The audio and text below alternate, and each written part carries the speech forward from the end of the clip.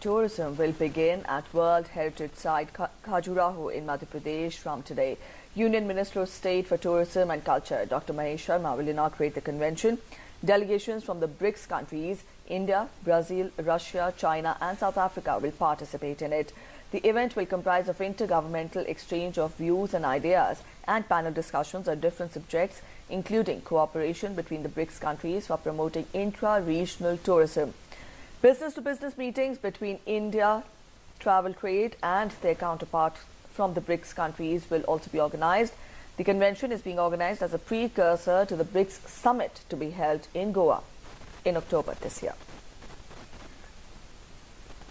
Aditya Srivastava is joining us from Khajuraho to give us more on that. Aditya, the two-day BRICS convention on tourism is to begin from today and the focus will be intra-regional tourism between the countries. How important and significant could this be as a precursor to the BRICS summit which will be held in Goa this year?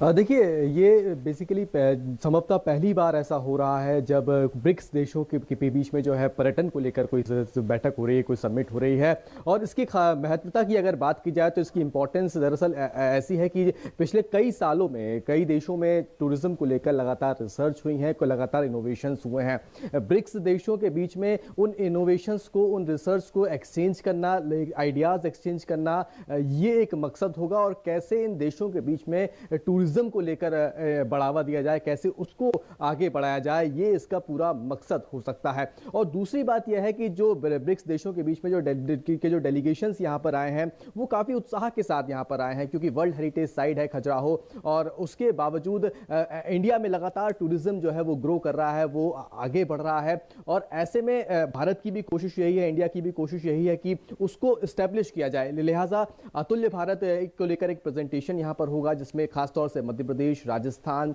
Uttar Pradesh, यहाँ का जो tourism है उसको आगे बढ़ाया जाएगा। और 1-to-1 meetings होंगी, बायलैटरल मीटिंग्स होंगी, राउंड टेबल चर्चाएं होंगी। और उन चर्चाओं में, उन मीटिंग्स में यही मुद्दा होगा कि दूसरे देशों में, चाहे वो ब्राजील हो, चाहे वो रशिया हो और जो बाकी देश हैं ब्रिक्स के, उनके बीच में क्या क्या इनोवेशंस हुए हैं, क्या क्या नई चीजें उन्होंने अपनाई हैं, क्या टेक्नोलॉजीज उन्होंने टूरिज्म को लेकर अपनाई हैं, उसको कैसे एक दूसरे के साथ शेयर किया जाए, साझा किया जाए, ताकि सिर्फ एक देश नहीं, जो ब्रिक्स के और भी देश हैं उनके बीच में भी तालमेल बना रहे। खजुराहो चूंकि इसलिए भी इंपॉर्टेंस रखता है क्योंकि पिछले जो रिपोर्ट्स हमने देखी हैं देश में भी कि जो विदेशी टूरिस्ट हैं, फॉरेन टूरिस्ट जो हैं, उनकी बड़ी संख्या भारत में आ रही है और खजुराहो में भी एक काफी बड़ी संख्या आती है। लिहाजा मध्य प्रदेश के लिहाज से, देश के लिहाज से खजुराहो इसलिए भी मायने रखता है। और जो डेलीगेशन यहाँ पर आया है उनसे जब हमारी चर्चा हो रही है तो वो काफी उत्साहित है, क्योंकि जब टूरिज्म की बात आती है तो कहीं ना कहीं लोगों के जहन में यही आता है कि इससे कैसे देश की इकोनॉमी पे भी एक फर्क पड़ता है।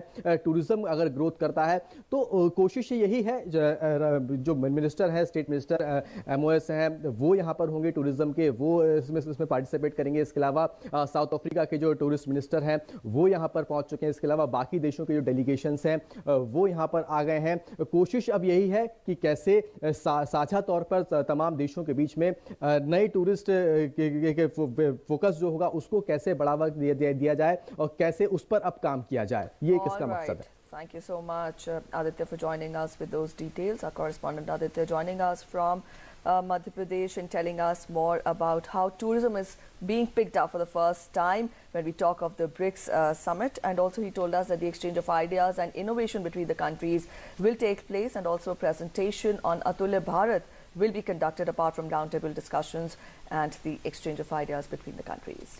Well, yes, so there's a lot on the agenda, and the first time that this BRICS convention on tourism is happening, and that's going to be a precursor for the BRICS summit that is going to be held in October in Goa this year. We'll keep tracking developments on that front and more news from across the nation and the world, but